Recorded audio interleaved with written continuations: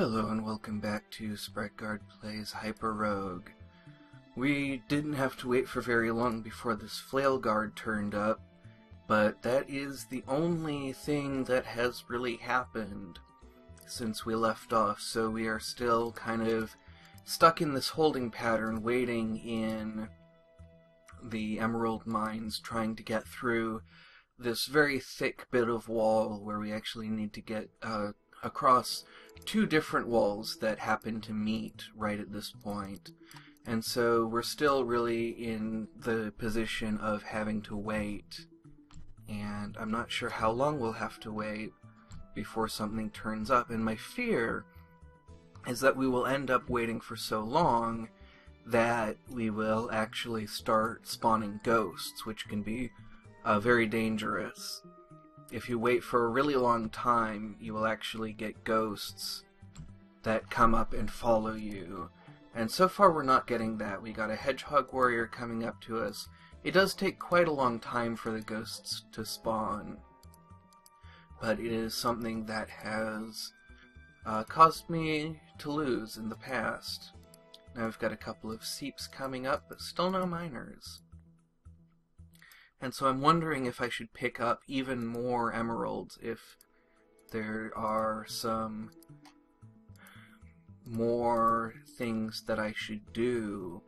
I'm wondering if maybe I should pick up this Orb of the Mind over here. And what that would do is it would let me attack some of the monsters waiting on the other side of some of these walls.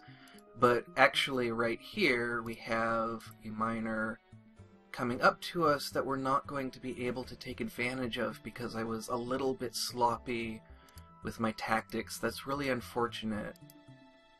I had an opportunity to kite that miner over toward the key, and I moved in the wrong direction, and so the miner ended up blocking my route back to where I actually wanted to kill him.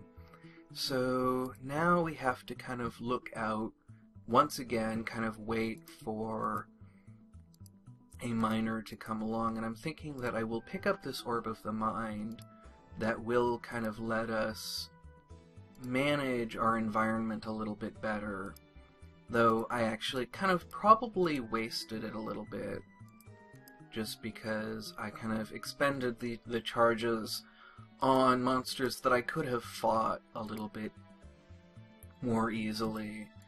And so my concern now is that I basically haven't improved my position in quite a while. What I really think I should have done was kind of attack some of these guys over on this side of this wall, in the hopes that that would cause some kind of a change, though I don't know what kind of a change it would cause. I do kind of feel like I'm grasping at straws to some degree here. Now, here actually are some miners, and I could have perhaps used the Orb of the Mind to cause one of them to break up one of these walls. It's not really clear that they are actually close enough for me to do that, and I don't want to lose my place. I don't want to forget where I'm going. So we actually have a miner here coming up behind us, and so we can actually kite it right back over to where we wanted to kill a miner, and that will open some stuff up for us. That will get us a few more flail guards that we can deal with pretty easily, but we still have quite a few walls that we need to get through. Now what I want to do is kind of take a look at the position here and make sure that from this dark patch I can see the next dark patch that we need to get to, and that I'll be able to kind of wind my way back to the Orb of Yendor still. So the next wall we need to get through is this one, and this one we can actually get through with a little bit of a trick. We can place a dead orb right here, and that will actually open it up, and I think it's probably best to leave that dead orb there, because we still need to be able to find our way back.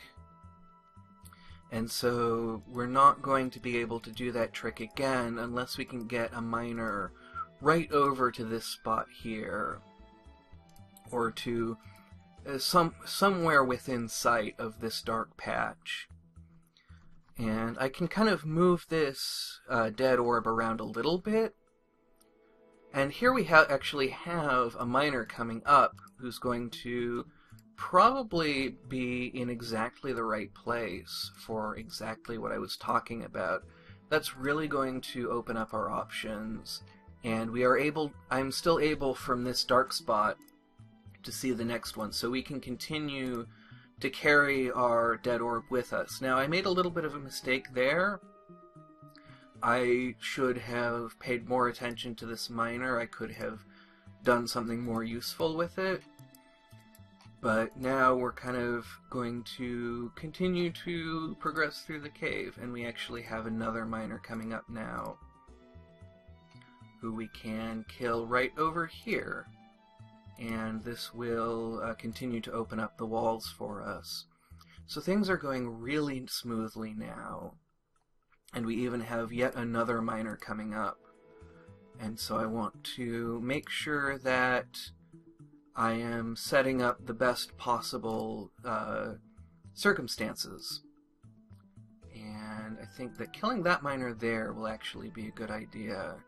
And then I want to kill that flail guard. This miner I will kill right over here, and that will open up some more options. And then it's just going to be a little bit of combat to try and clear this area out a little bit. But once we've got that cleared out a little bit, we should be able to proceed onward into the cave.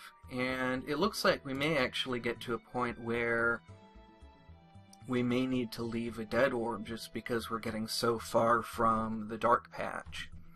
And that could end up allowing us to move quite a bit further.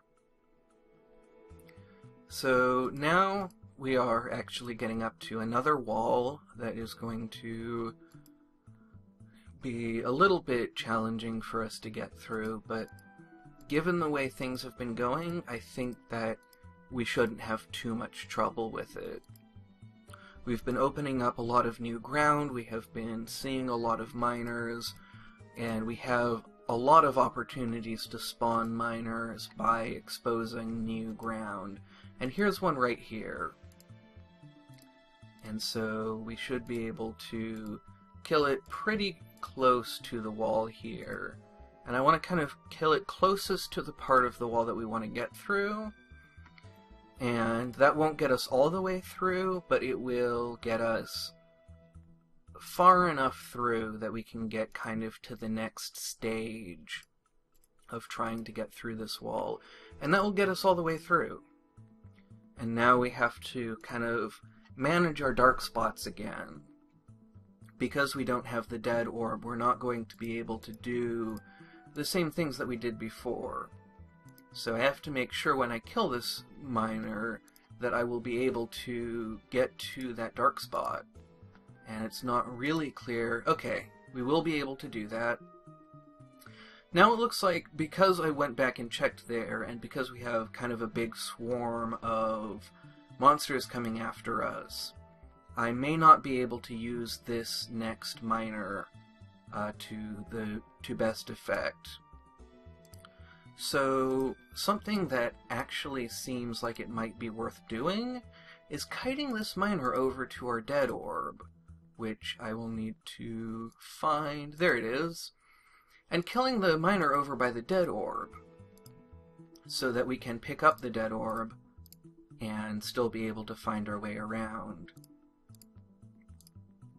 And then we just need to do a little bit of combat to clear this area out, and then we can kind of continue on our way. And so it's just going to be this very kind of simple rhythm. Once again, we're running into miners in places that are not really ideal, and they're kind of blocking off our route. And so we couldn't use those miners in the way that I wanted to. And because of these pikemen I'm worried that I might not be able to use these miners as effectively. But I think we will be able to. I think that we have a lot of options ahead of us. I need to be careful not to get caught between any two of these. And so I think we're doing okay. I believe if I go here, I can actually kill the Hedgehog Warrior, and then I will be able to start sacrificing these miners in a way that will get me through this wall. But we've got a lot of stuff coming after us that is going to be pretty dangerous, so we need to start dealing with that right away. And unfortunately, I'm not quite going to be able to fight as effectively as I'd hoped because of these pikemen and just because the timings were not quite right.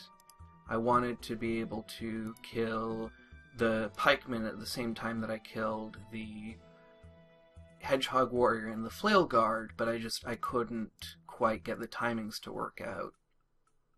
But now we actually have opened up some progress, and we're in a little bit of trouble once again just because of the timings that have worked out here. We actually have to put a little bit of effort into running away from that pikeman. And that's going to really limit where we can go and what we can do, and really going to limit where we can kill these miners, because it's difficult to get in a position where the miner is not protecting the pikeman. But it looks like if we can lure the pikeman over here, we got the miner to open up this wall for us, and so now it's just a matter of doing some more cleanup, and probably once again not being able to use this miner in the most effective way. But one of the things that I often say when I'm playing this is, there will always be more. This game is infinite, and it's not just infinite, it is actually more infinite than most infinite games. And so we're going to have a lot of opportunities to make more progress, even though when I go and check things and when I do some of the combat that I need to do, I end up not always using pikemen as effectively as I would like to, or miners, I mean. So from this blob here, we can in fact see the next blob from it. And so now we need to get through a couple more really thick walls. We're getting very close to the key, but there's still quite a lot that we need to deal with. And so I'm hoping that we will be able to do so as efficiently as possible. But we've got a lot that we need to deal with.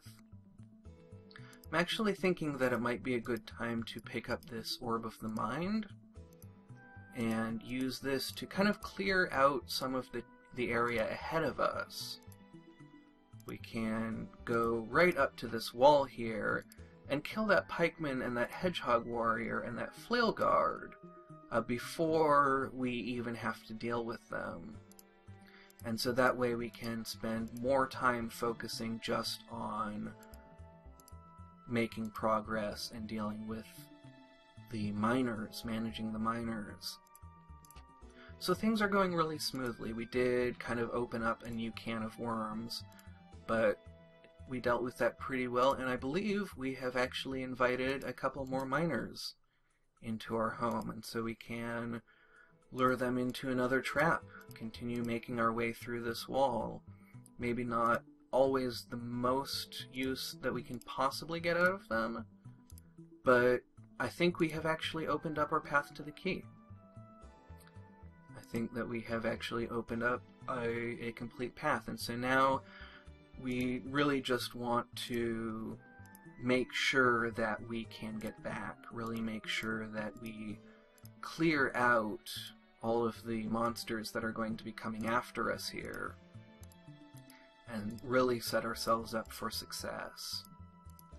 And there we have our key now, and so now we just need to make our way backwards along our path and try to remember all of the landmarks that we have. because they are somewhat spaced apart, and there are some kind of misleading ones, and it's been quite a while since I started this journey, and so I need to remember how much of it was actually what I remember, because I've done this, I've done this so many times at this point that I don't remember which things happened in this particular run. And so I'm thinking about kind of caveats and dangers that might be lying ahead, and I don't remember if they actually apply to this run or if they happened in a previous run. And I will talk about it a bit more once I get closer, but I'm thinking particularly of one little unusual thing that happened recently, and I don't remember if it happened so recently as to be part of this very run. And we don't have much use for the Orb of the Mind, but that, I think, cleared out. Okay, so this is, now that I'm seeing this, this is exactly what I was thinking of, that we have to kind of go around this wall here, and that we then have this blotch here, and I believe this is the Orb of Yendor. There we go! Alright, so we have one of 3 victory conditions now accomplished, and it looks like we've been given the Orb of Ether, 300 charges of that, the Orb of the Mind, 150 charges, and the Orb of Fire, 150 charges, which is actually going to be a problem, because the Orb of Fire is not really a good thing. It leaves this trail of fires behind us that we can't do very much about. It really limits our motion and basically turns everywhere into the Land of Eternal Motion.